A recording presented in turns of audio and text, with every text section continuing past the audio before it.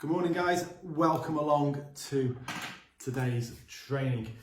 Thank you very much for joining this group. If you're watching back through the archives, this is brand new. This is the first training I put in the group, so I want to say a big welcome to those of you who are our founding members. My plan is to grow this over the coming months and years and see where it goes. But why have I set this up? Well, I started in property back in 2010. It took me just shy of 2 years to hit my income goal through the sort of more traditional route of buy-to-let and refurbing and refinancing. And that was great, but it was quite slow. And once I hit that point, I was looking for ways to accelerate our cash flow. Since then, we've built multiple six-figure businesses using the rent-to-HMO, rent-to-service accommodation strategy. We've done lease options where we've secured tens of thousands of equity up front. So these things work. Okay, I know they work. We've used them in our business and we've implemented them. I'm a big believer that if we can take control of our monthly cash flow, okay, if we can put that in place first, it sets us off on a solid foundation to build from. Okay, it takes the pressure off the day job. Okay, it gives us extra cash each month initially to invest in ourselves, to invest in our education, our own learning, our knowledge, so we can grow as people, as investors, and build our business and our property portfolios to whatever level we want to go. But if we're stressing about money initially, because we've got to pay the bills, it's not the best footing to be on. So these strategies are great because not only are we learning, we're getting educated, they're quick to put in place. Okay, we can put decent cash flow in place in a matter of weeks or months, rather than having to save up deposits over years and years and years and go through mortgage applications and everything else that comes with that side of property investing. So that's why I've set this group up. I've been mentoring and coaching people in property for the last 18 months or so. Like I said, I started back in 2010, I've been full-time since 2012. And I've been helping people implement this stuff and they've been getting some great results. I know a lot of people in the group at this stage have got purchases going through and they're buying buy-to-lets or HMOs. I know a few of the guys have got rent-to-rent agreements sorted and lease options where they're locking in equity right now. So it shows there are plenty of deals still to be done even in this crazy post-COVID hot market we've got.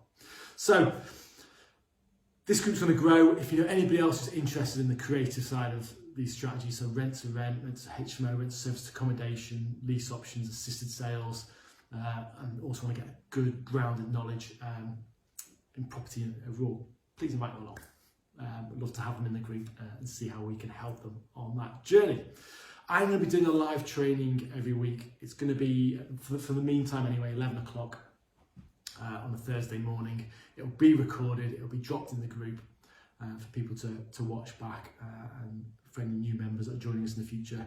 If you're watching this, you're probably watching back through the archives. So every morning on a Thursday, 11 o'clock. So I was chatting to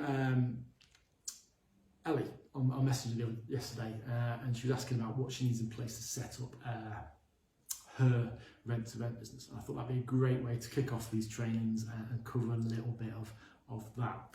So these strategies are great, they work, but they are not your run-of-the-mill property strategies. You can't walk into an estate agent and say, have you got any rent-to-rent deals? Because most of them won't have a clue what you're talking about. If you're marketing direct to vendor, you're going to have to educate your vendor or landlord possibly on the whole process and how it works from day one. Okay, so it's all a negotiation. But that is easier if we start from a position of authority. Okay, and one of the things I teach, especially with these strategies, is we've got to market ourselves, we've got to position ourselves as that authority in this area, as that person to go to, that problem solver, that person who can help us. Okay, so when we're brand new though, we haven't got all that experience and knowledge that comes with doing these deals, have we? Okay, that's fine. We all start from somewhere. You know, you might have never invested in property at all. You may have never even bought your own home or an investment property. Yet you want to implement these strategies, put some cash flow in place for your own goals and your life plan, and this works. So don't dismiss these strategies because you're new, because they do work, and that's the beauty of them. We don't need the experience, we don't need the track record, we don't need the deposit. But nonetheless, when we are talking with a potential landlord, if we haven't done these types of deals, we want to make sure we try and position ourselves as best as we can still, don't we? So I'm a landlord. I've got a property that's causing me some headaches and problems. It's just becoming more of a hassle and a drain than I want it to be. And you approach me, you come and view the property, and we start having a conversation, and you approach me with a rent-to-rent proposition. Now that's all well and good, but when I leave that conversation with you and we go our separate ways, there's a couple of things that you need to have made sure that I walk away with. So as a landlord, I want to know, first of all, that you are knowledgeable, that you understand the strategy you're talking about, that you understand the circumstances regarding service accommodation or HMOs and not only the plus points but also the pitfalls and the day-to-day operations. Okay, I want to know you're knowledgeable about this stuff. But also I want to leave that conversation with some trust in you starting to form. Does that make sense? So knowledge and trust, and they are different things. You can know loads and not be very trustworthy. Okay, so we want to leave. You want your landlord to leave the conversation with an impression that you know what you're talking about, and you will, but trust. So that all forms and starts with that initial meeting, but that develops over time through the whole negotiation process, all the communication we have back and forth, moving the landlord from point A to point B where a deal can be done. But when we're brand new and we're starting off, we want to position ourselves as at least that we know what we're talking about. Okay, so there's a couple of things I would suggest we do. Now, there is going to be a little bit of cost to setting ourselves up, but what I don't want people to run off and do is spend a load of money on stuff that they don't need before they've secured a deal. So, first thing we need to think about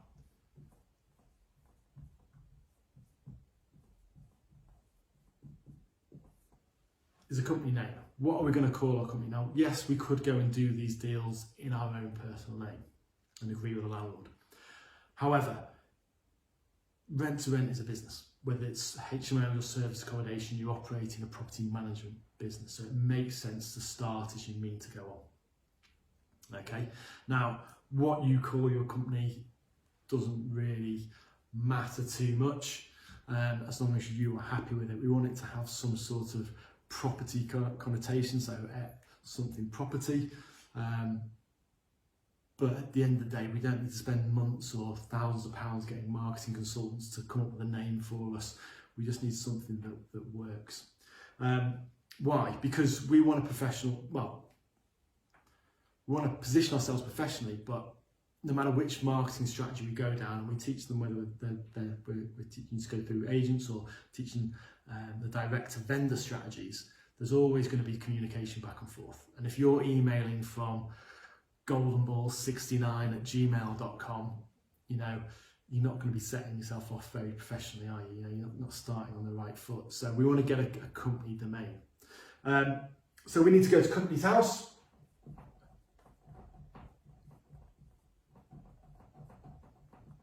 You just Google it and have a look and see what domains, what company names are available. So Golden Balls Property, for example, or Golden Balls Investments Limited, or Golden Balls Homes Limited, or whatever you choose that's unique to you and in that property space. Before we purchase that, we then want to go over and we want to go to a hosting site. So we use Namecheap, but there's 123reg, GoDaddy. There's loads out there. We use Namecheap, and we want to make sure we've got a domain available. So is goldenballsproperty.co.uk available? Is goldenballsproperty.com available? We want to check that as well. So we want to make sure we've got a company name and a website that can go with it, because we live in this social media world where everything's online, and we've got to have that little bit of space claimed as ours. So let's say I'll stick with my Golden Balls.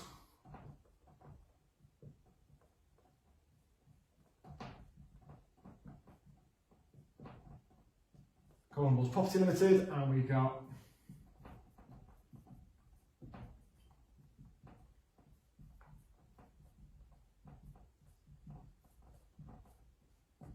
goldenballsproperty.co.uk as a domain name. And then we can secure both of these, right? So it will cost us probably £6 or £7 a year, if that, to buy goldenballsproperty.co.uk.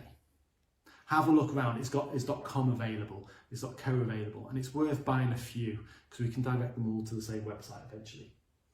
To register a company, we don't need to be paying our accountant several £100s to do it at this stage, in my honest opinion. There's plenty of companies formation websites, and it starts from like £8.99 up to £25, depending on whether you want printed articles of incorporation sent to you and whatnot. But it's not a huge amount. Okay, we just need to pick however many shares. So if it's just you and it's an individual shareholder, allocate 100 shares, give them all to you.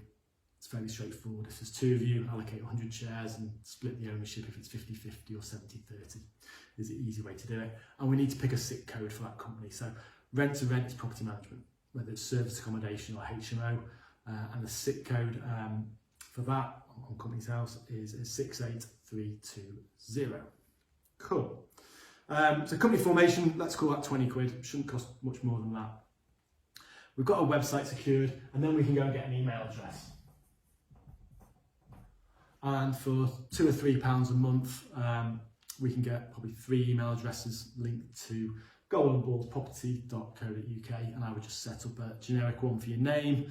So Kieran at goldenballsproperty.co.uk and info for now. Just set up a couple. Now that way, any communication we have when we're implementing our marketing strategies, either with an agent or direct to a vendor, we've got our company email address as a starting point. Now, it's 2021. Our websites are not as important, maybe. All the web designers I know are going to hate me, but they're not as important as they maybe were back in the 90s and the early 2000s, because so much is done through social media. That said, if you approach me to do business, the first thing I do would be, well, I'll go and look at your email address, I'll go and see what your website is, see what you're putting out there, because this is your bit of space on the web. Okay, and this can grow and evolve over time. But what I would say, I wouldn't spend a lot of time or a lot of money setting up a website at this stage early on, until you've got a deal secured and you've got something to talk about and some track record. But for we use Squarespace for a lot of our websites. £12 a month, I think it is, for personal subscription, or you can quite quickly set up using a template, a 3 or 4 page, 2, 3, 4 page website. That very basic, you're explaining who you are, your values as individuals, as a business, what rent to rent is and what the benefits are to a landlord, and contact details. That's all you need, really, at this stage. Pop a form on there. I think they can get in touch if you're good with that sort of stuff. If you're not, give it to a 14-year-old. But definitely don't go spending hundreds and thousands of pounds on hundreds or thousands, not hundreds of thousands, on a website. But that's just so we look professional, because landlords will Google you. They will go and check out your domain, and if you've been willing to invest enough to capture a little bit of space on the website, this is us, this is what we're doing, it builds that credibility and trust that little bit further. Okay, so we sorted out some sort of company name, company website. I've gone for Golden Balls Property here. We then need a company bank account.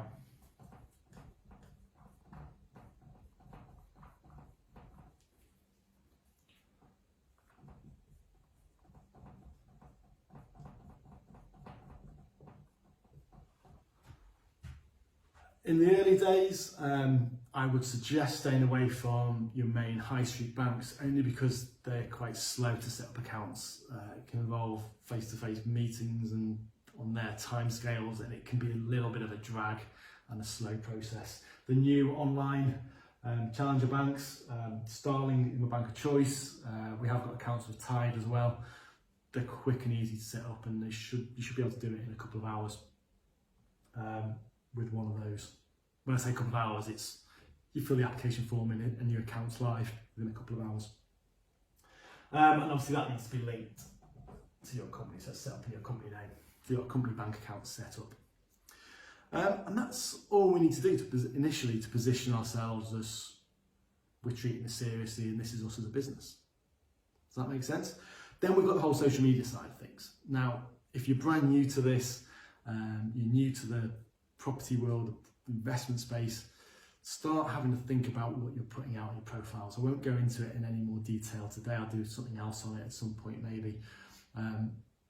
But if an investor looks you up on Facebook and there's photos of you drunk asleep in a bus stop on Saturday morning, again, you're not setting yourself up in the best light, are you? So we do unfortunately have to start thinking and editing about what we put out there to the world and how we want to be portrayed.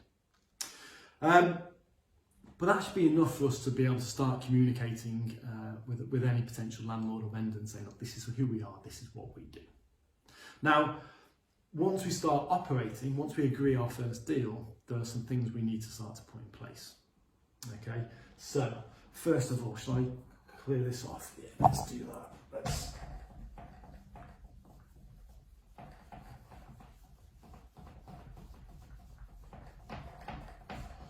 So, once we agree a deal, first thing,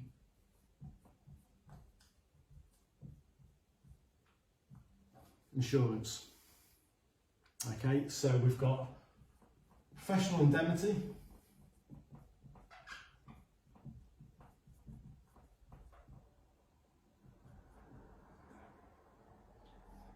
And we've got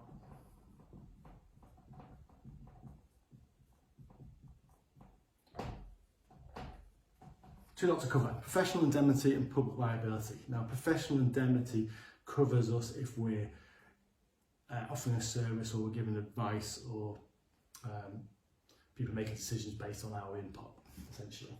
Public liability covers us if we have a tradesman in a property and he trips up and a bit of loose carpet and falls down the stairs. Okay, so these are two policies we need to put in place as a business once we've agreed a deal. Okay, because until we have something operating, it's a little bit pointless, and it can be put in place pretty much instantly. We then need to register with a property redress scheme.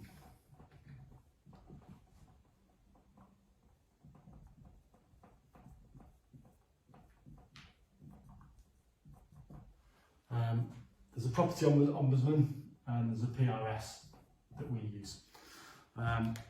Now this is an annual payment for each company you've got, each property company you've got.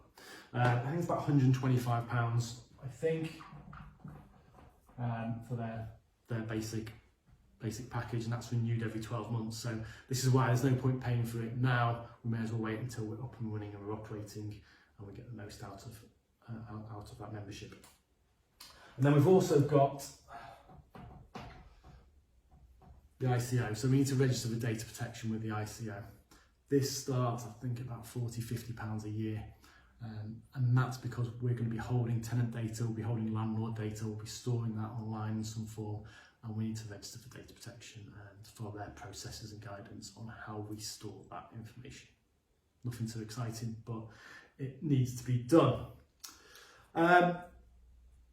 And again, that's kind of it until we start getting into the specific strategies we're implementing. So I won't go into it today, but once that's operating, we've got things like landlord licensing.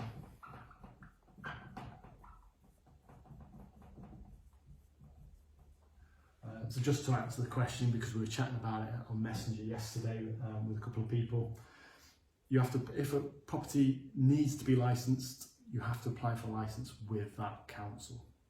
Okay, now I'll go into it in more detail in another training, but essentially either you, as a rent-to-rent operator, or the landlord can hold the license. And it all depends on the situation and what you've negotiated with that landlord to start off with. Now, we try where possible to hold the licence. It makes us responsible and liable, but it locks us into the property more, if that makes sense. So when we come towards the end of our term, it gives a bit more negotiation and bargaining power if we control it and it's all in our name. Otherwise the landlord's got to go away and put that all in place. And that's per property with the council where that property is located. Typically it's anywhere between £500 and £1,000 for anywhere between a 3 to 5 year licence, but it's all council specific, so you need to work out which area you're operating in and then go and look into that and make sure that the licensing costs and regulations and who's responsible for showing you compliance is all part of your negotiation at the start with a landlord. So I think that's enough for today. So don't run around spending a load of money on memberships and stuff until you've got deals secured. But initially, to help with that credibility, that professional I suppose, image that we're putting out there with landlords when we start those conversations and those negotiations, get yourself set up as a limited company. It doesn't cost a huge amount.